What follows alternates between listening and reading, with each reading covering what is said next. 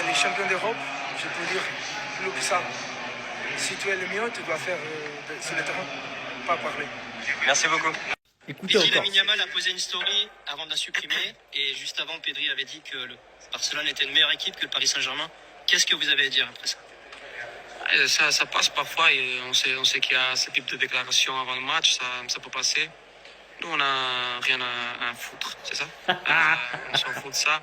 On veut que jouer le match et on a joué le match, on a gagné et on est content pour ça. On n'en a rien à foutre des réseaux sociaux. Le match, il se joue sur le terrain, pas en dehors. Même Nasri, qui est Marseillais, de naissance, de cœur, il dit, je trouve que le D1 n'est pas assez sévère. En deuxième mi-temps, il n'y a pas eu match. Le PSG a dominé de la tête et des épaules.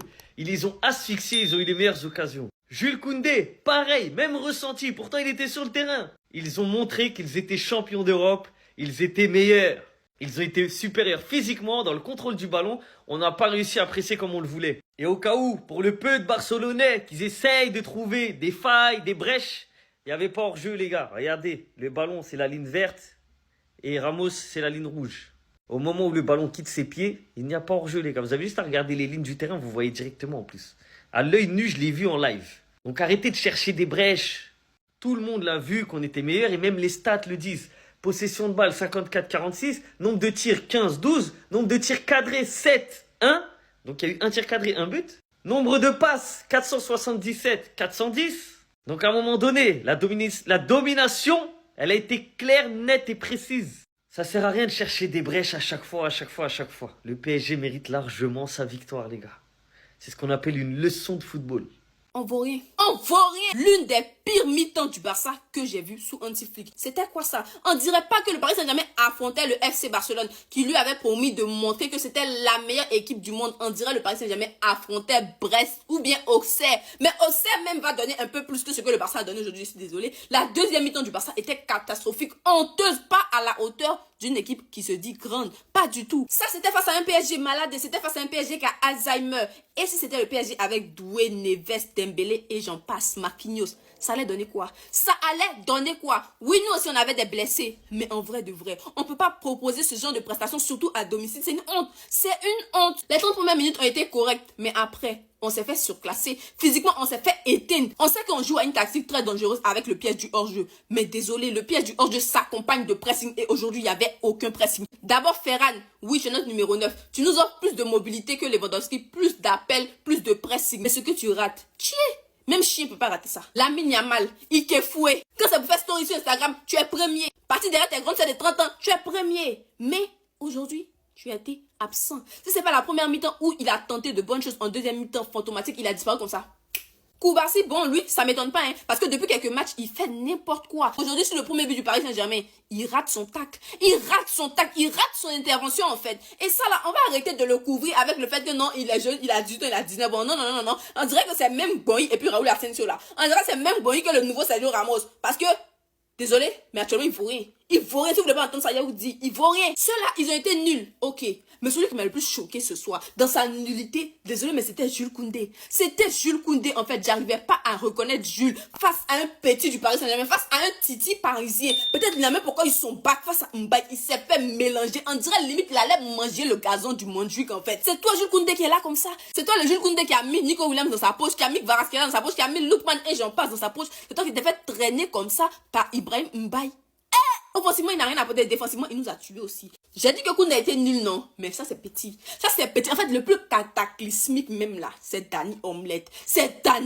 En fait, Leipzig, donnez-nous notre monnaie. Donnez-nous notre monnaie tout de suite. Parce que vous nous avez volé, vous nous avez arnaqué. Olmo. C'est une fraude. Aujourd'hui, c'est une fraude. Demain, si demain, il n'a qu'à marquer 3 buts contre je sais pas quelle équipe, je m'en bats complètement les. Il est très nul, ce joueur. On n'a pas mis 60 millions d'euros sur lui pour qu'il vienne faire les contrôles orientés à 2 balles, là. On n'a pas mis ça pour ça. Tactiquement aussi, j'ai trouvé que Hansi Flick s'est fait manger par Luis Enrique. Il n'a pas su bien voir les changements comme il le fait d'habitude. Pedri qui sort, je comprends qu'il soit fatigué, mais après sa sortie, on a perdu le contrôle du ballon. Après sa sortie, on ne s'est pas retrouvé. À la 90e minute, encore, on fait pièce du hors-jeu. C'est-à-dire, on n'a rien appris, en fait, de toutes ces défaites, toutes ces humiliations, surtout face à l'Inter, là. On n'a rien appris. L'un des seuls bonhommes ce soir sur le terrain de côté du Barça, c'était Eric Garcia. Eric Garcia, en fait, je dépose. Tu as fait tout bien. C'était le seul qui avait envie de défendre l'écusson du Barça en fait. Sinon les autres là, ils s'en foutaient. Ils s'en foutaient. De toute façon, Real va payer pour ça. Non mais par contre, vous allez pas réécrire le match. Hein. Vous allez pas réécrire le match. Il y en a, faut arrêter de mentir un petit peu. Si vous avez vraiment regardé le match, faut arrêter de mentir. Il a tout dit. Concernant le duel Lamine Yamal vs Nuno Mendes, le duel, bon, c'est peut-être pas du 50-50. Nuno Mendes, pour moi, il a fait un meilleur match clairement. Mais Nuno Mendes fait un excellent match, passeur décisif. Yamal fait un excellent match et a distribué des caviars. Les vannes sur l'un ou l'autre sont forcées. Oui, Nuno Mendes, il a fini homme du match. Il a fait un meilleur match que Yamal. C'est totalement mérité. Personnellement, il m'a choqué encore une fois. Mais les gars, arrêtez les mensonges. Arrêtez de mentir au bout d'un moment. Tellement le gamin, il vous a choqué.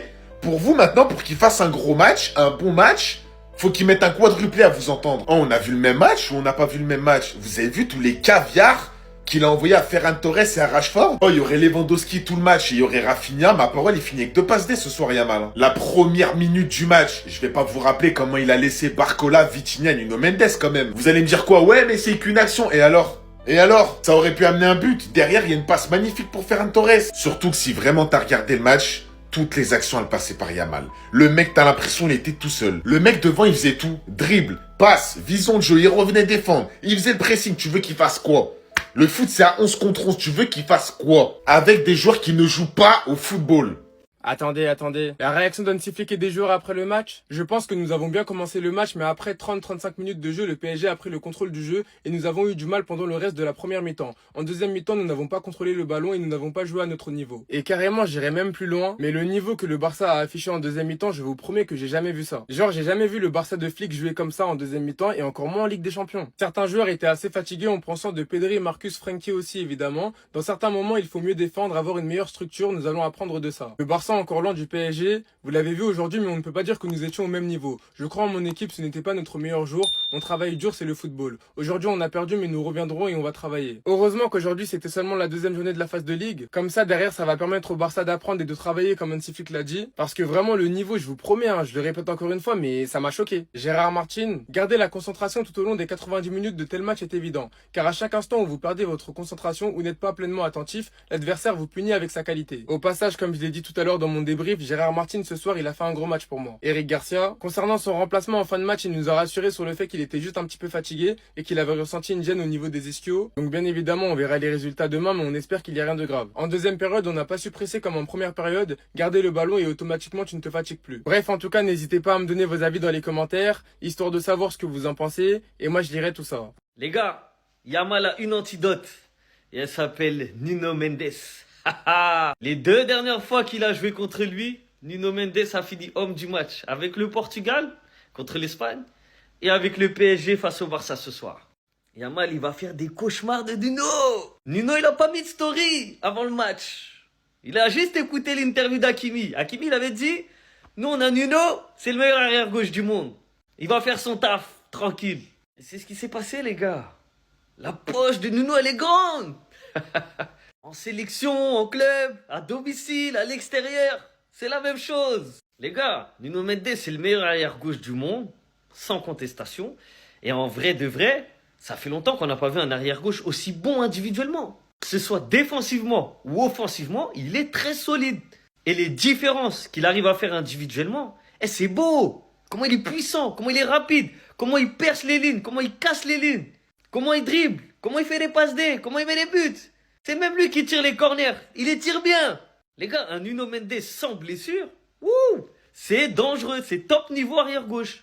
Donc oui, Mbappé fait des cauchemars de Lamine Yamal, mais Lamine Yamal fait des cauchemars de Nuno Mendes. Moi, je vous le dis, les Barcelonais, si c'était cette attaque en face, vous aurez pris 4-0. Vous n'aurez pas pris que 2-1, les gars. Parce que Barcola, devant le but, il n'était pas chirurgical. Il n'était pas précis. Il a raté beaucoup de face-à-face. Mais si les 3 là étaient alignés, les gars, j'ai déjà pitié du Barça. Parce que le Barça aurait pu prendre un 4-0. Bon, parce que déjà, le but que le Barça met, grosse erreur de Vitinha qui n'aurait pas dû avoir lieu. On aurait dû taper le Barça 2-0. En tout cas, les gars, le pressing n'est pas fini. Moi, je vais continuer à vous faire des vidéos. Vous allez me supporter. Vous allez me supporter parce que vous avez beaucoup parlé aussi. Et les gars, la victoire du Paris Saint-Germain est méritée à 100%. Pour tous ceux qui m'écrivent, qui me disent qu'on a marqué un but de hors-jeu, Nuno Mendes, il méritait carton rouge. Les gars, arrêtez. Vous n'avez pas besoin qu'on prenne un carton rouge pour que vous puissiez nous taper. Vous êtes le grand FC Barcelone. Normalement, vous devez taper le PSG à tous les matchs. Qu'on soit même à 12, vous devez nous taper.